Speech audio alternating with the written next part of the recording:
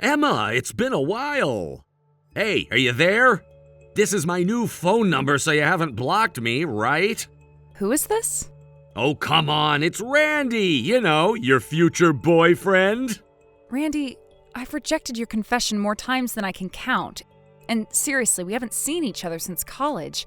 How do you even have the nerve to say something like that? Emma, I've kept you waiting long enough. Let's get married. What? I mean it. Recently, I've finally started earning a decent income. Oh, so you're no longer living the neat lifestyle? Exactly. I worked hard, Emma. And now, with my newfound success, you can finally live your dream as a carefree, stay-at-home wife. Well, I'll admit it's a step forward that you're working now. But I'm already engaged to someone else. Wait, what? Are you serious? Yeah, that's how it is. Sorry. Hold on. What's his salary? What? And does he plan to make you keep working after you're married? If his income is lower than mine and he can't afford to let you be a stay-at-home wife, maybe you should reconsider and marry me instead. Yeah, no. I'm not about to share his income details. That's personal. But just so you know, I plan to keep working after marriage, and it's my decision. Wait, what? That's terrible! Why do you think that? Come on, Emma. You say it's your decision, but isn't it really because your fiance doesn't earn enough to let you quit? Let's be honest, he's probably broke, isn't he? And you're too embarrassed to admit it. I'm not embarrassed. In fact, his income isn't something I'm ashamed of at all. And like I said, I want to work because I enjoy my career. My fiance respects that. You don't have to pretend. Randy, seriously. Yeah? If you're going to bring up this ridiculous comparison between you and my fiance, shouldn't you at least reveal your own salary? I can't even make a judgment without that information. Oh, yeah, good point. Though I'll tell you right now, it's not going to change my mind, just to be clear. No way, you'll definitely change your mind. Okay, fine, I'll tell you. But keep in mind, I only started working 3 months ago after leaving the neat life.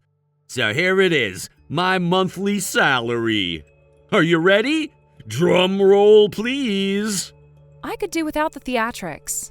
No fun. Okay, here goes. My monthly salary is a whopping $1,200.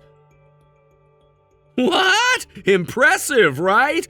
With this, you can finally live a luxurious life as a stay-at-home wife. 1,200? Yup. You're serious? Of course. So you're actually serious? What's the matter? Are you stunned by how amazing I am? I mean, I'm stunned, but for different reasons. I knew it. I'm that good, huh? No, it's just... that's really low. Huh? Look, I'm not trying to insult you. It's great that you've finally become independent and stopped relying on your parents. That's an important step, but... But what? What's the problem? It's not a problem, per se. It's just painfully obvious that you have no idea what average incomes or living expenses look like in the real world. Oh, come on. My dad told me his first paycheck was around the same amount. Yeah, but wasn't that, 30 years ago? Do you have any idea how much the cost of living has risen since then? And let me ask you this, can you even live on $1,200 a month? Of course, I budget carefully and I manage to spend just about all of it every month. So, you're saying you have no room to save any money? Savings? Not exactly, no. If your hypothetical wife became a stay-at-home partner, you'd be covering expenses for 2 people with that $1,200. On top of that, you'd need to save a significant amount each month for the future. It's pretty clear that $1,200 wouldn't cut it. The future? Like when we have kids? Exactly. Think about it. More groceries, higher utility bills, and education costs. Your salary doesn't support the kind of lifestyle you're imagining. So it all comes down to money, huh? Money isn't everything, but it's a pretty big part of being able to live comfortably. Marriage isn't just a fantasy, it's a practical commitment. All right, fine. What about you and your fiancé then? Are you making enough to talk down to me like this? Yes, for one thing, I'm earning more than you, and my fiancé earns more than I do. What? His income alone could support us, but these days you never know what might happen. That's why we've agreed to keep working together to build a stable future. Besides, I love my job, so I have no intention of quitting. So, you don't even want to be a stay-at-home wife? Not really, no. Oh, well that changes everything. I guess I don't need to work hard anymore. Wait, what? Here's an idea. You keep working and I'll be the stay-at-home spouse. Excuse me? If you're earning enough for both of us, there's no point in me working, right? Are you serious right now?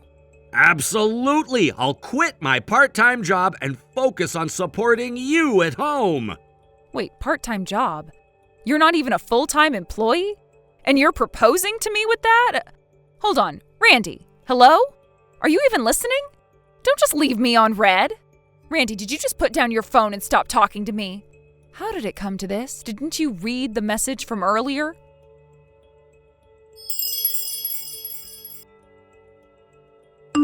Emma, I just quit my part-time job. I got notifications multiple times after that, but are you really that happy about marrying me? I don't need to read it. I already know what's in your heart. I already know.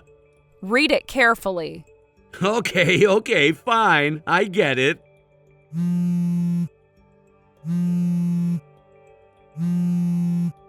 Hey, seriously? That's what it is. That's just cruel! You went on and on about how happy you were when we got engaged! No. I was just giving an example that if your monthly salary is $1,200, having your wife stay at home as a full-time housewife is unrealistic.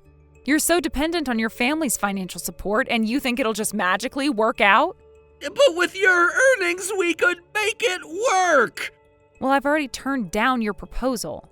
If there's love, money doesn't matter, right? No, that's not the case. That love you're talking about, it was never there between us to begin with. What are you saying? No way! That's impossible! I've said it before and I'll say it again. There was never any real love between us. I might have liked you, but it wasn't love in the way you're imagining. It's not that I didn't care about you, but it was never the deep, meaningful connection that you're looking for. You're so persistent! I turned down your proposal, so why can't you understand that? Why do you keep trying to convince me otherwise? Also, my fiance wants to tell you something. Wait, he's here? Don't mess with my precious woman, you jerk. What? My brother? Yeah, my fiance is your younger brother, Frank. Your family, who's all about the firstborn, treated him terribly because he was the second son. They kicked him out of the house when he finished middle school. That Frank. You're lying! That Frank who only graduated middle school is making more than me? No way! He's not a high school dropout anymore. Huh? He worked while attending a night school, and with the money he earned, he finished college. Now he's working at a big company with a position of responsibility. No way! It's completely true.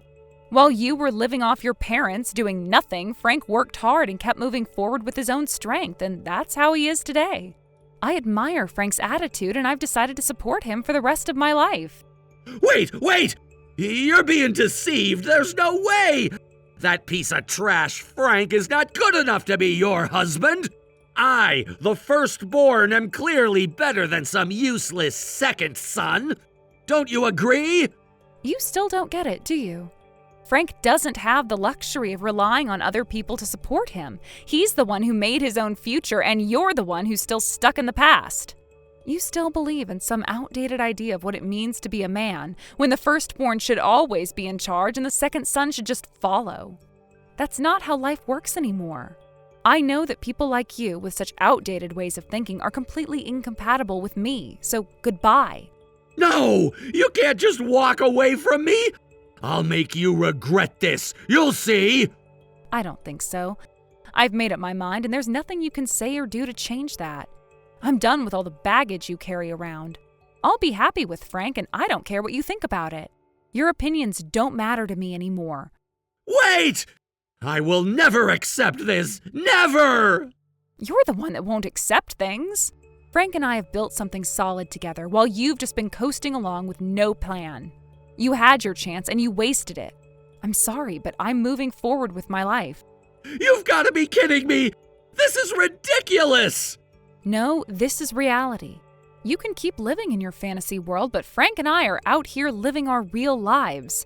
And that's the difference, isn't it? But Frank is just...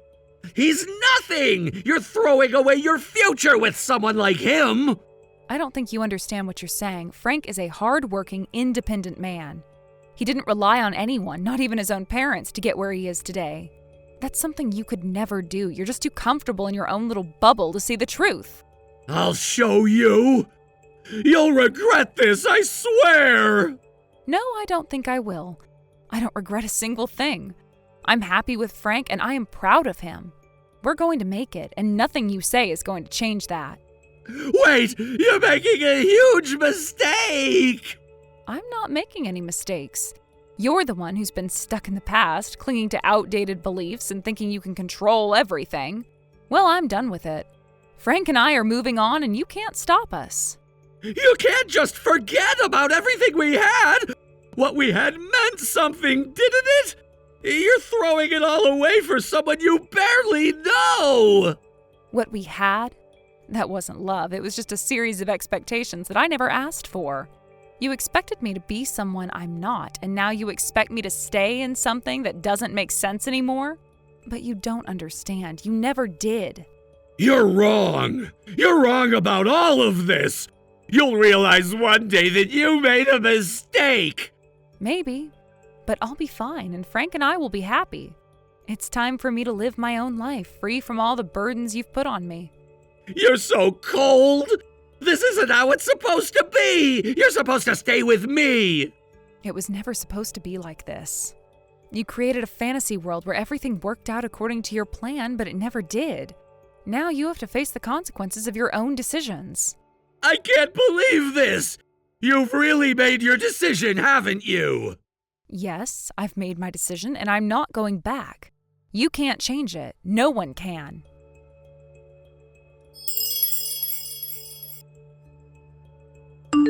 Randy's part-time job seemed to have been something that his parents, concerned about their own future and income, had arranged for him. They wanted him to work for a company owned by an acquaintance with the idea that one day he could transition to a full-time permanent position. This plan was meant to provide some financial security for his future and, in their eyes, ensure that he would be able to support himself as he grew older. They were looking to safeguard both their own old age and his, hoping his job would give him a stable income stream that would eventually allow him to live independently without needing to rely on them for support as they got older. However, Randy did not share his parents' vision. Despite the opportunity, Randy decided, quite abruptly, to quit the job he had been doing. It wasn't just that he left the job. He didn't even give much thought to the consequences of his actions. He quit without consulting anyone, and within no time, he was back to his old habits, unemployed and living off of his parents, essentially reverting to a state of dependency. The plan that his parents had carefully laid out for him was in tatters. Their hopes for his future, which had seemed so promising when he started the job, were dashed in an instant. Randy's decision to quit and return to his previous lifestyle meant that their concerns about his well-being had only grown stronger. At the same time, the situation with Randy forced his parents to take a closer look at Frank, Randy's younger brother, and his life choices. They had heard about Frank's current situation and felt a sense of urgency. Frank had managed to build a life for himself, having overcome the challenges of growing up in a family where he had often been neglected, especially compared to Randy. He had worked hard, developed independence, and successfully made a name for himself without relying on their help. This was something Randy had never been able to do, and their frustration with him grew as they saw Frank's achievements. Seeing how Frank had turned his life around, they turned their attention to him in the hope that he might be the one to help them in their later years. Believing that Frank would be the one to take care of them when they needed it most, Randy's parents showed up at Frank's apartment unannounced. They had not informed Frank of their plans, and their sudden visit seemed to be an attempt to pressure him into offering them the help they desperately needed. However, Frank was one step ahead. A few years earlier, he had made the decision to leave that apartment behind, cutting ties with the people who had not supported him through his struggles. In a deliberate move, Frank had withheld his current address from his parents, so when they arrived at the apartment, it was no longer his home. This turned out to be a fortunate decision for Frank. His parents had no idea where he lived now, and their attempts to track him down proved fruitless. The only means by which they could have contacted Frank was through his cell phone number, but even that had been changed. Frank had severed all forms of communication with his parents, choosing to move forward with his life without them in it. The decision to change his phone number was the final step in completely cutting ties. Frank knew that by doing this, he could move on without the burden of his parents' expectations and demands. It was his way of ensuring that he would not fall into the same pattern of dependency and disappointment that had plagued his relationship with Randy. After making a clean break from his past, Frank eventually settled down, got married, and took on a new surname, Mine. This was a significant change for him, as it symbolized not only his new life, but the fresh start that he had been longing for. As he embraced this new chapter in his life, he also moved in with my parents, with whom he now shares a home. The relationship he shares with my father in particular is something truly special. My father and Frank bonded over shared hobbies, and their connection grew stronger with each passing day. It wasn't just about being in the same household, it was about genuinely enjoying each other's company and sharing common interests. They would often spend hours together discussing everything from books to films to music, and their conversations were filled with laughter and excitement. It was clear that Frank had finally found a place where he could thrive both personally and emotionally. My father, who had always been a strong support for me, was now giving Frank the same sense of encouragement and care that he had given me throughout my life. Frank, who had once felt neglected and alone, now had a family that truly understood him and welcomed him with open arms. It was a far cry from the situation he had experienced with his own parents, who had only ever seen him as a means to their own end, someone who could eventually care for them when they no longer were able to manage on their own. In many ways, Frank's life had come full circle. What had once been a story of hardship and neglect was now one of growth and happiness. He had gone from being the overlooked and underappreciated younger brother to being someone who was not only independent, but also a beloved member of a family that cherished him. The contrast between him and Randy could not have been more apparent, and Frank's success in creating a fulfilling life for himself served as a silent reminder to Randy of what could have been. It was a stark reflection of how their paths had diverged. Randy still clinging to his past mistakes and dependence on his parents, and Frank, who had moved on to a brighter future with a supportive family by his side. And as Frank continues to live with my parents, I see him grow even more. It's a life I'm proud to be a part of, watching as he builds a future not just for himself, but as someone who has found a true sense of belonging and peace. The transformation from the lonely, abandoned brother to the happy, engaged man he is today is something I will always hold dear. And I feel fortunate that he's now part of my family. Thank you for watching and listening. We hope you enjoyed the video. Don't forget to like this video and subscribe. Also, feel free to leave a comment about what you thought of the story. We look forward to seeing you at the next story. Thank you for watching. Please subscribe and hit the like button. See you next time.